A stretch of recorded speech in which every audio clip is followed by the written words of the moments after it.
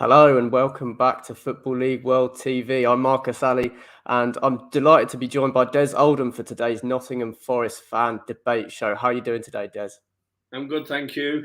Still buzzing from the result of the weekend. Excellent stuff. This show is going to be based around Nottingham Forest's first half of the January transfer window. It's been a busy one at the City Ground. But before we get into it, I'm going to ask you to drop a like on the video if you'd be so kind, and also subscribe to the channel if you're not already. We're really grateful here at Football League World for the support that we've had over the last few months. And if we can keep that going, it really does mean a lot. But without further ado, let's get into this afternoon's show.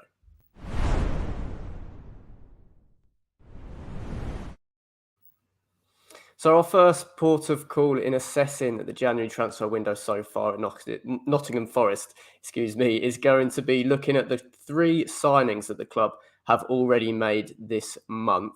At the top of that list for me personally is Steve Cook. I think is an excellent signing, a really experienced player at both Championship and Premier League level. We've seen him come in and make a solid start in a Forest shirt. What have you made of him so far, Des?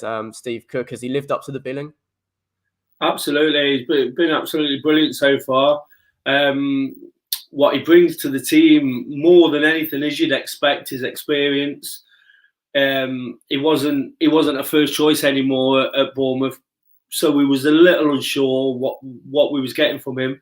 But with Joe Wallace and McKenna, who are not inexperienced himself, but still relatively young, he's just like he's like the final piece in the jigsaw. He's comfortable on the ball, almost. Whilst he's not a sweeper in that role, he's almost playing between the two, shouting at Worrell, shouting at McKenna, making sure that sort of they keep to the sort of game plan and what they're supposed to be doing. I think back to the game on Saturday against Millwall, Afobe was giving Worrell a really tough time for the first 10 or 15 minutes, and Cook was constantly in his ear. And it was really striking because I was wondering how long it would take him to settle in.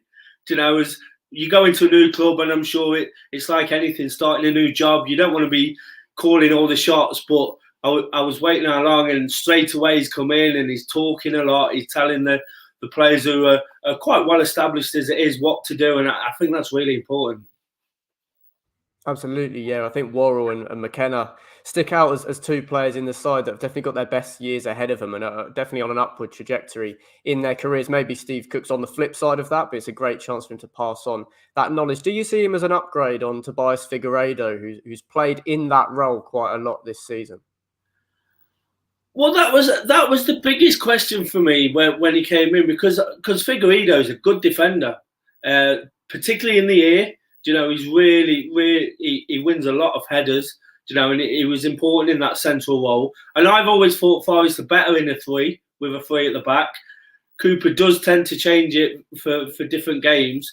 But for me, the big question was would he be better? He's better on the floor. I think he's more of a talker. So it's almost like he's bringing those extra attributes. He's also good in the air. I don't think he's quite Figueiredo, but Figueiredo's contract's running down as well, and it looks like I think he's actually now open to speak to clubs. A couple of years ago, he wanted to leave for personal reasons, and the club blocked that. So I'm just wondering whether the opportunity to get Cook, I heard something Steve Cooper said, saying when those kind of options come up, you don't really turn them down. So with Figueiredo's contract running down, and the opportunity to get him, it's a bit of a no-brainer, really. He's still got a few years. Whilst we say he's experienced and old, he's definitely not over the hill. He's only 30. He's been at Bournemouth for a long time. So I think we've still got some good years to get out of Cook. If you've got any thoughts that you'd like to share with us, please do get involved in the comments section. Forest fans, any thoughts on any players you've brought in who you'd like to see come in the window, and anything else Forest related for that matter. The second player that I'd like to get into, Des, is Keenan Davis, who's had an interesting career, hasn't quite been able to establish himself as a starter for Aston Villa in their time at the Championship and now the Premier League. His goal scoring return for the position that he plays is arguably a little bit underwhelming, but he definitely contributes in different ways, and his all-round game is definitely quite strong for a player of his age, just 23. What have you made of the start that Davis has made at Nottingham Forest so far? Everything but the goals. He's been absolutely fantastic. He's a player we needed. We needed somebody to hold the ball up. I think the FA Cup game against Arsenal showed just how well he does that. He actually started with Lewis Grabban and Brennan Johnson as part of a front three on Saturday.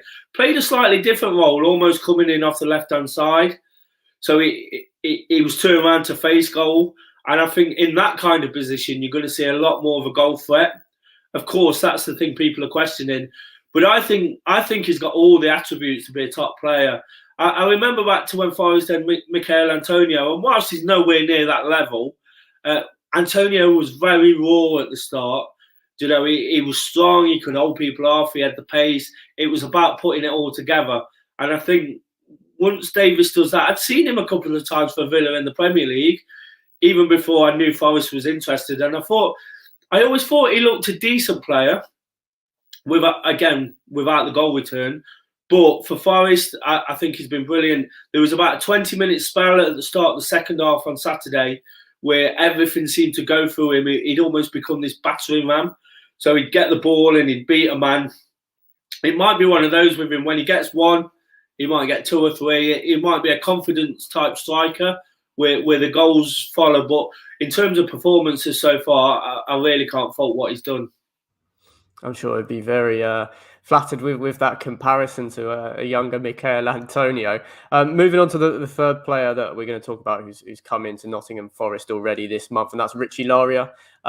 Forest are quite stacked, I think, in the right-back position, so he's yet to make his debut, and he might find it a little difficult to find regular minutes this season. He's at 27 years old, and he signed on a 3.5-year deal, which piqued my interest quite a bit when you consider the background of the player. What do you think lies ahead for Lauria at Forest? Can you see him being involved much in the second half of this season or beyond? I could see maybe if Jed Spence isn't at the club beyond the end of the season, which probably appears more likely than not, then Lauria could be a man to come in and fill that hole. Yeah, it's a really interesting one, isn't it? Because I don't think any Forest fan can honestly say they know too much about the guy. Whilst he is a right back, apparently he does play left back quite a lot as well.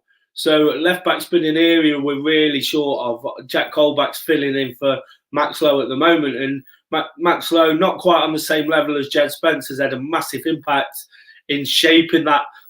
Well, shaping the back five, if that's the way you look at it. They push on a bit further than a traditional back five. So, but I guess you know what I mean in terms of that sense. So he could potentially fill in there, and we get Colback back in the middle. Forest tend to be a better side with Colback in the middle, as well as the midfield's doing. So there might be opportunities there later in the season. But I think you're probably right. Beyond this season, he might flourish. The length of the contract is interesting. What it would suggest to me is it's somebody that Dave Murphy, the CEO, knows quite a lot about and is quite confident in. So the length of the contract might suggest that they're looking to almost firm up some of these positions where traditionally we've had loan players. In all honesty, as much as I'd love to see it, I don't think we're going to keep hold of Jed Spence. He's not our player at the end of the day, and he's been tipped for much bigger things. The best scenario for Forest would be to get promoted and to sign him permanently. But I think unless that happens, we're going to have to pay a lot of money for him. And traditionally, Championship teams don't pay a lot of money these days for that type of player, because Forest tend to sell a player every year to balance the books. So I can't see us selling one player and then signing Jed Spence, if you see what I mean. So he could be the long-term answer there. Apparently he's quite an aggressive type, somebody who likes to get forward. And the way Steve Cooper's been playing with the fullbacks high up the pitch, from what we've heard, he seems like a good fit for that position should it become available. And onto Jed Spence then, as you bring him up in isolation.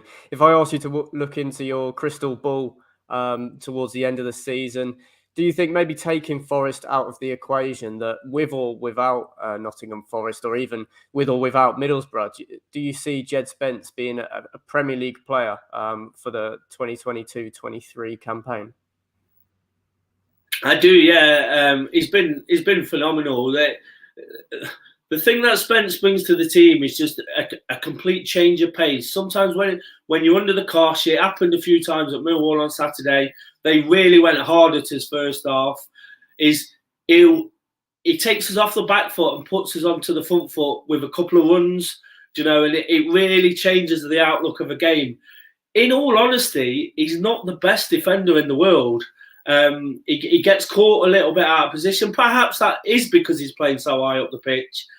But for what he brings to the modern game as an attacking fullback, I just see that there's going to be Premier League clubs. There's hints. I've heard Roma mentioned. I've heard Arsenal mentioned yesterday. There was a tweet sort of doing the rounds that Arsenal are looking. And of course he had that great performance against them, so everybody's now aware of him. We were trying to keep him under the radar when we didn't want Middlesbrough coming back for him, but now it seems the world has woken up to the fact he's a good player. So yeah, I think being realistic, one way or another, he'll find himself in the Premier League next season.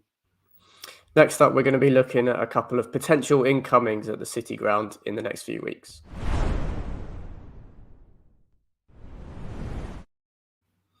So firstly, Jed Wallace has been a man linked with Nottingham Forest. It feels like ever since the transfer window opened, there was a sort of suggested deal which could potentially have Lyle Taylor going the other way.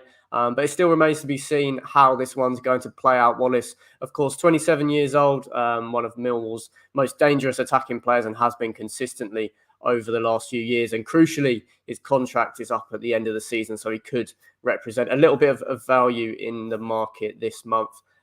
First of all, Des, how would you like to see Jed Wallace at Nottingham Forest? Are you not too fussed if he goes elsewhere? Or do you see him as a player who could really slot in nicely under Steve Cooper and be a real positive influence on Forest's playoff push in the second half of the season?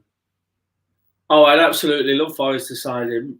I think he's a really, really good Championship player. One of those players that probably will never quite make it in the Premier League, but if you're going to push on and try and improve what you've got, and push up the league, he's Millwall's best player. I always remember back to a time when Billy Davis was the manager at Derby. He went out and signed every Championship club's best player, it seemed, and built a strong squad that got them promoted. So taking him would be a real asset. That said, I'm not sure how he fits in. Potentially as a number 10.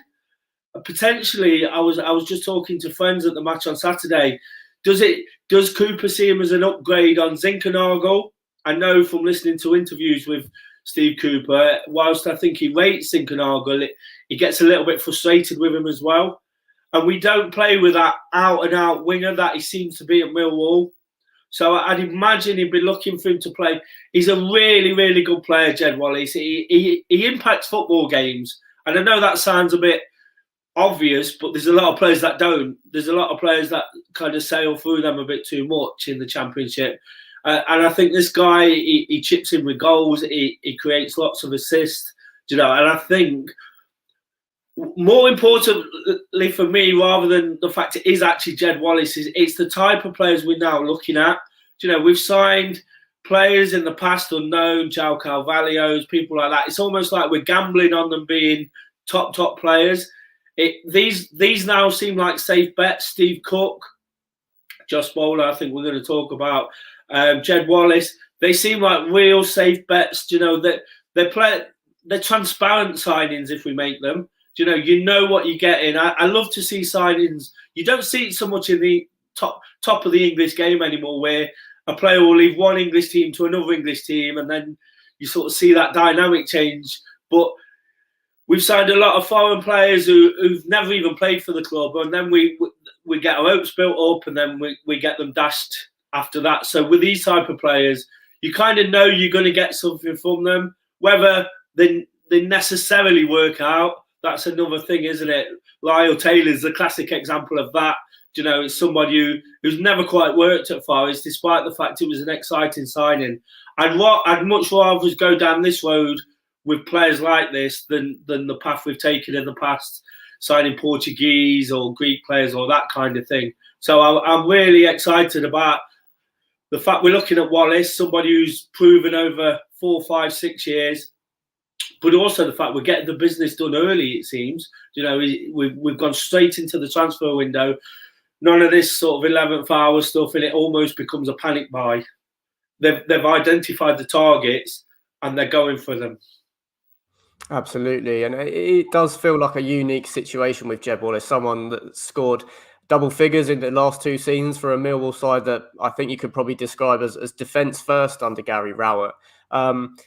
But due to that situation, Forest are likely to have some more competition with clubs going after Wallace due to there probably being a smaller transfer fee than maybe his true ability reflects. Come the 1st of February, do you think Forest will have enough to get this one over the line? My gut tells me that we're going to sign Jed Wallace. I think the noises you're kind of hearing from the club and from Millwall as well. There's a lot of Millwall fans talking. I saw on social media, obviously, by playing them at the weekend, there was a lot of interaction. That they seem to think is coming this way. I think we'll get that deal done. And like I say, I'll be really excited by that. Just be interested to see how Cooper uses him and whether it is for that role I mentioned before in the number 10. A potential backup plan to if Jed Wallace does go elsewhere then could be Josh Boller at Blackpool. Has had a really exciting start to the season for the Tangerines, who have maybe been one of the surprise packages in the Championship this season. Obviously, it seems like it's his first sort of season after coming out of academy football at Everton, where he started to settle down and really start to hit his straps on a consistent basis. Do you see Boller as an exciting potential signing for Forest, or is he a player that you'd like to maybe see continue performing the way they are at Blackpool for the rest of the season or another season and really establish themselves in the Championship before going into the step up that a move to Forest would provide? Yeah, I see your point there. If we didn't get Wallace and he was available, I'd take him. He looks a really good player. He played well at Forest. I've seen him firsthand. Somebody that, like you say, he's coming out of the academy, and it's kind of different to the Cook and the Wallace signing in that sense. But it's still somebody who's doing the business right now, and that's kind of what we need. We need somebody to. Forest don't need players to come in and sit on the bench. We need players who are doing the business. They're going to come into the club, hit the ground running. I've said quite a lot on various podcasts and other things. Forest have got a real strong first 11. It kind of almost picks itself. But as soon as one player falls out, is injured or suspended, it really sort of falls to pieces a little bit. We're not the team we are when we've got that first 11 out. I think Cooper came in and quickly realised that. And we've been guilty in the past of signing fringe players, people to add to positions that weren't really needed. What we need is better than what we've got. And again, possibly permanent signings to replace loan players. I'd see Boller as a potential replacement for Garner, who's obviously on loan from Man United. Whilst Garner's found a bit of form again, he started really poorly this season when he came back. There was a lot of expectation on his shoulders. I'd see Boller as almost that player to fit that role, a bit like I was talking about Lauria almost replacing Spence should he go back. I think what Cooper wants is to get some permanent players in who are fully immersed in the club and believing in what the club's all about. It's something he talks about. So any club that's got their own players, that's forward thinking, I think that's the road they're going down. I think Boller would add to that in the sense that he'd be our player, and he'd be somebody who, whilst he's got a bit of experience, Cooper's well known for working with young talent and making players better. I was just listening to something before with Darren Fletcher, the BT presenter, who obviously knows Forest quite well. He's a big Forest fan. He says Steve Cooper's really respected amongst Premier League managers in the way he makes players better. So it'll be interesting with Boller. I mentioned Cook and Wallace are slightly older, probably don't need so much work, but we are also looking at that younger player who we can potentially develop in that sense.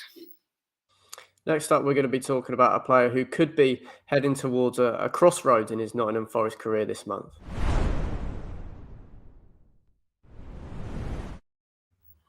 So Hariata is a player that it hasn't quite worked out for at Nottingham Forest for one reason or another. He spent the first half of the season on loan at Charlton Athletic in League One, only managed 4 starts for the club before being recalled this month. He has a contract at the City ground that runs until the end of next season. Just what's your initial thoughts, Des? What does the future hold for Hariata? My initial thoughts are that I can't see much happening with Hariata. He's been out at Charlton. It's not really worked for him there. 2 managers. He's had a chance under 2 managers there. I think he's played half a dozen games in total. He came to us with high expectations, almost a bit like Jed Wallace would. Somebody who's been around the Championship, gets everybody excited. When he did sign for Forest, it's one of those where I think we should have signed him 2-3 years earlier. We were a bit guilty of that as well. When we did make that kind of signing, Knockout, Arter, it was always 2-3 years too late. Probably when they'd just gone past the best. I'm hoping that's not going to be the case of Wallace and Cook. But when it comes to the future and a future at Forest, I don't see it happening. However, there's always that opportunity in football, isn't there? There's always that chance. He could appear on the bench, just as there could be a COVID issue, for example, and he could appear on the bench and he could get 10 minutes and stick one in the top corner. And it changes everything. We've all supported teams where that's happened, and you forgot even you've had that player, and then all of a sudden they hit a bit of form, and you go, "Wow, he's shocked us." It's happened. It's happened with some of the players. Jack Colback is a classic example. He was almost he'd upset every Forest fan to a point after a good start in his first loan spell. All of a sudden, he starts under Cooper, and now we wouldn't not have him. So it's interesting. My gut feeling is he's not going to be used very much. Cooper doesn't take much messing about it, and apparently, and this is only hearsay, he's been a bit of trouble in the dressing room, and he's not been professional. What he's got to do when he gets back to the club, if he's back already, I'm not too sure, is get his head down, be professional, and if he sees something, I'm sure he'll use him, because I think Cooper's no nonsense type of thing. He'll play the best players, and if he's performing, he'll get a chance. Yeah, it's definitely a good environment for Arsenal to go back into, knowing that his performances on the training ground could get merited with a potential return for the first team. Although, it will be difficult for him given the struggles that he's had so far this season to force that. Just to bring up a comment here, Harry's got in contact on YouTube. Going back to Josh Boller at Blackpool and the link to Nottingham Forest, he said he's seen him a lot. He's come on leaps and bounds this season, and he has the potential to be a real talent. Pace, trickery, and a real directness, all very intriguing qualities as a player that you could potentially bring in the January transfer window. Just moving towards the end now, Des, and to get your final thoughts on the January transfer window. Obviously, we're only 17 days in. There's still 2 weeks to go. Forest have been busy, and certainly on paper, I think you'd say that they look a much better side now than they were heading into the transfer window. Are there any other particular areas of the squad that you'd like to strengthen in the remaining fortnight? To be honest, apart from the players we're linked with, I'm not too fussed. I've been convinced for a long time that we will make the playoffs. That might be blind optimism, but from what I've seen under Cooper, and it took a 4-0 drubbing by Fulham to make me believe that. I didn't think we were that far away from them that day. They scored the goals and it looks convincing. But it was that made me think that we've got a real chance this season to do something. And Cooper's tactical nous and the way he gets more from players, what we've already got. He's saying a lot in interviews that the players need to believe they're as good as they are. There's still a bit of fragility in terms of confidence when they do lose or when they're not scoring goals. They tend to, the head goes down a little bit, but what they are doing now is bouncing back really, really strong, really sort of coming back after a bad result. That Fulham game, they went 9 unbeaten again, and they've won 6 of the last 8 or something like that. So it's really exciting time. So if we got Wallace and Boller, that'd be a bonus. I'd be really happy with that. I could almost see Lyle Taylor leaving. Does that leave us a little bit short up front? Potentially, but then I'm not sure with Lewis Grabban and Keenan Davis that you'd want too many strikers in there, because I don't think Grabban's going to play every game. I think Cooper's made that clear as well. That Grabban's going to be used a bit more sparingly. So I'm quite happy. That's bizarre. I touched on already. Normally we're getting to January the 31st and we're panicking and saying like nothing's happened. But it's really, really comforting knowing that we've signed some good, solid players. We're getting the results. We're seeing the performances from those players already, halfway through the window. And we've got a few potential targets. And I think most clubs would settle for that in reality, because 90% of clubs probably get to the end of the window and wonder what the hell happened. January is a bit of it's not the best window, is it, for a lot of clubs? There tends to be a lot of panic buying, and it feels like we've really gone about our business well. And I touched on Dave Murphy earlier. A lot of people spoke about Dave Murphy when he came to the club, and I'm one of these people who think I'm not really interested what the CEO does in the background, because I'm only really bothered what happens on the pitch. That used to be the way. I'm a bit older than the modern sort of game. But some of the decisions he's made and the direction of the club seems to be spot on. It was him who was instrumental in getting Cooper to the club, and the fact that Cooper works with young players and gets the best out of players. So I'm really, really impressed with what he's done and the way they're going about the business. And it's a really exciting time for Forest. I completely agree. Forest have been very organised in this January transfer window, maybe not looking, as Des has just confirmed, for so many signings in that last fortnight, having got plenty of their business done early.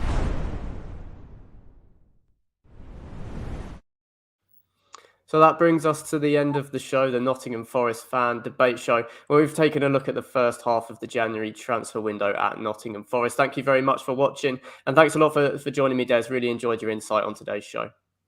Thank you. If you'd like to hear more from Des, you can check out the Do Daily YouTube channel. But without further ado, we're going to let you go. And please do subscribe to Football League World TV. Drop a like on the video. Stay tuned at 4 p.m. We've got the next instalment of the EFL Transfer Zone. But yeah, now it's goodbye for now.